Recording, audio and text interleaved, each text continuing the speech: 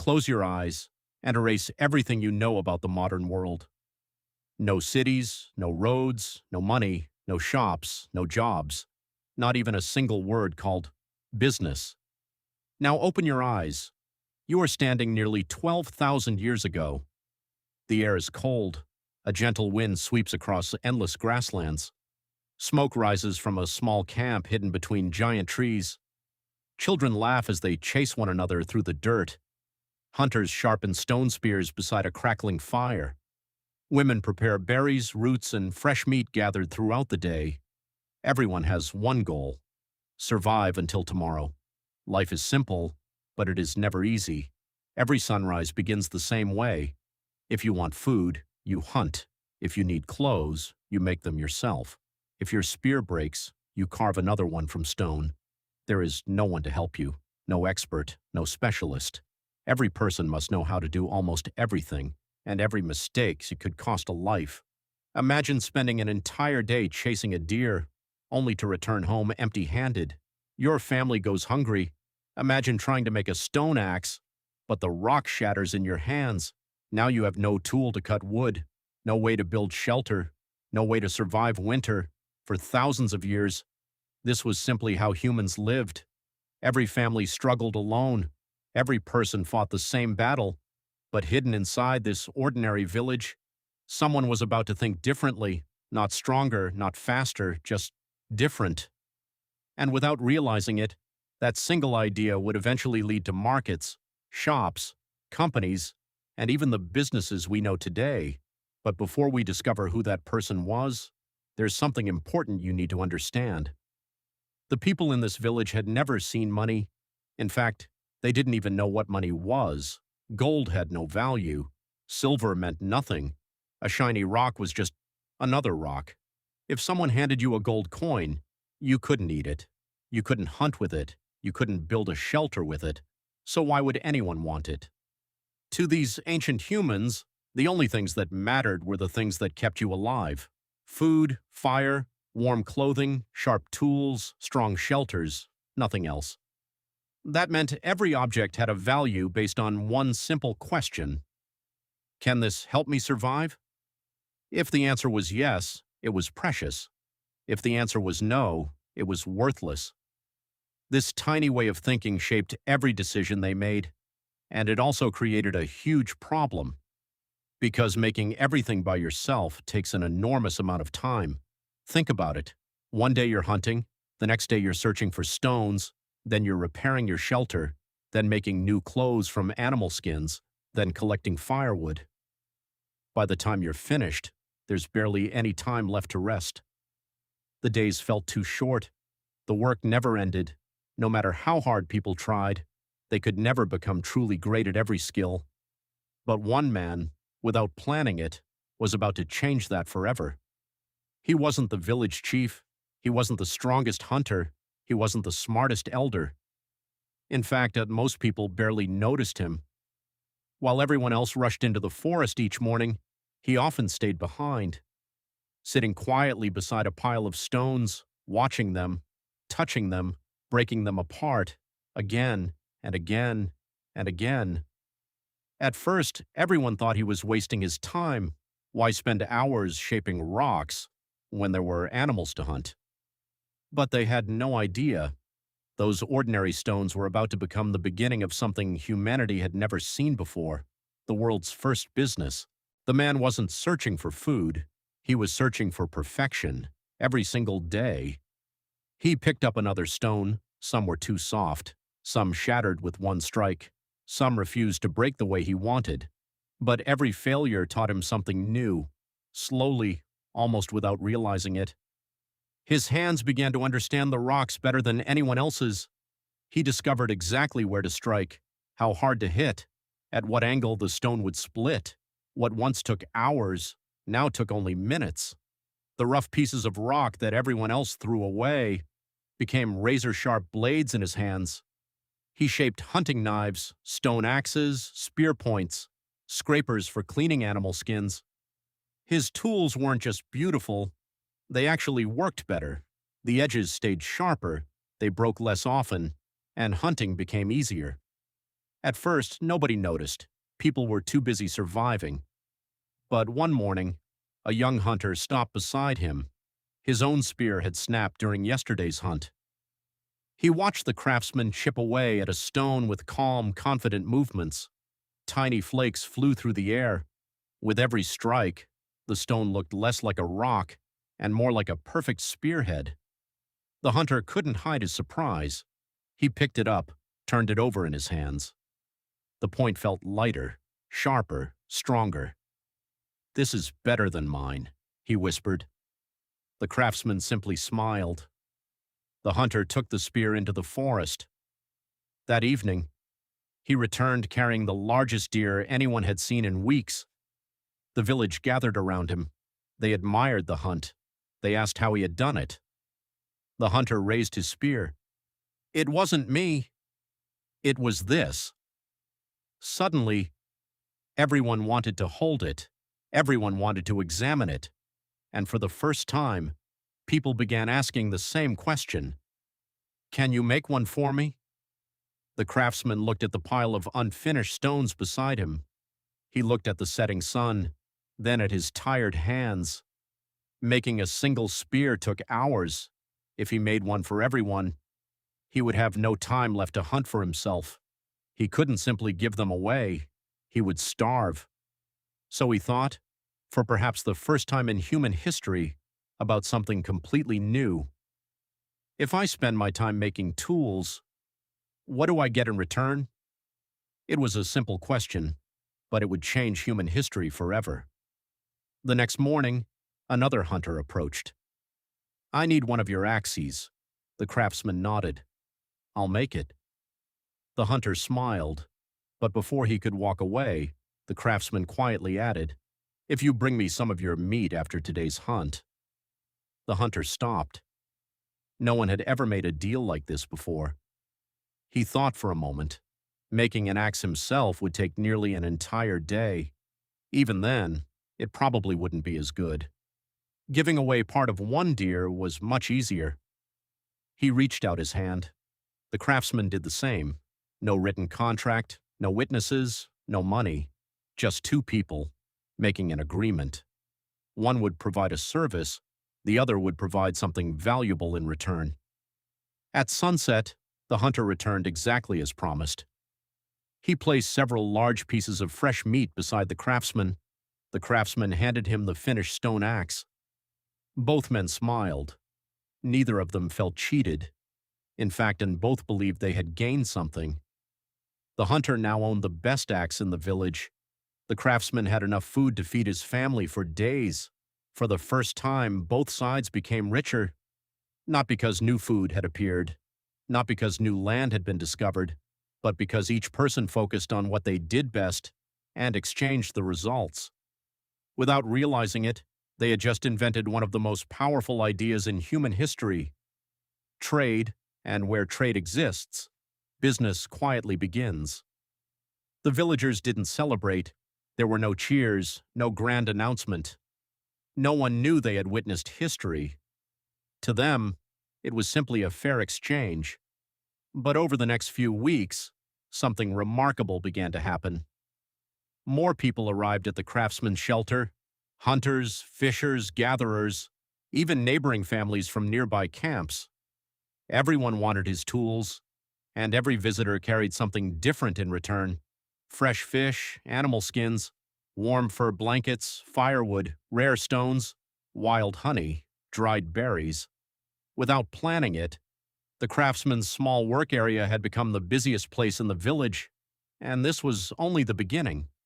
Because soon, others would realize they didn't have to make everything themselves either, and that discovery would transform an ordinary village into the very first economy. Something extraordinary was happening, and almost no one noticed it. The village looked exactly the same. The fires still burned. Children still played in the dirt. Hunters still disappeared into the forest every morning. But beneath the surface, human life had quietly begun to change. The toolmaker no longer spent his days chasing deer. He spent them creating something even more valuable: time. Every sharp spear he made saved another hunter hours of work. Every polished axe made cutting trees easier. Every carefully shaped knife helped families prepare food faster. His skill wasn't just making tools anymore, it was making everyone else's lives easier. And that idea would one day become the foundation of every successful business. As the weeks passed, people began asking themselves an important question. If he only makes tools, what am I best at? One fisherman had spent his entire life beside the river. He knew exactly where fish gathered before sunrise. He understood the currents, the seasons, the quiet places where the biggest fish hid beneath the water. Soon, he stopped trying to make his own weapons. Instead, he traded baskets full of fresh fish for the finest stone tools. Both men benefited. Another villager became known for preparing animal skins, while others struggled to scrape and soften leather. His hands moved with incredible precision. He turned rough hides into warm clothing that lasted through freezing winters. Hunters gladly exchanged meat for his expertly crafted garments. Nearby, an elderly woman became famous for weaving baskets. She could create strong baskets from reeds faster than anyone else. Families no longer needed to spend hours weaving their own. Instead, they simply traded food or tools. Slowly, without anyone planning it, the village filled with specialists. One family became expert hunters, another mastered fishing. Someone built stronger shelters. Someone discovered the best herbs for medicine. Someone carved beautiful bone needles. Each person focused on doing one thing better than everyone else. And because of that, everyone had more than before. Not because the village became larger, not because nature became more generous, but because people stopped trying to do everything alone. For the first time in history, cooperation became more powerful than independence. As seasons passed, the reputation of the village spread far beyond its borders.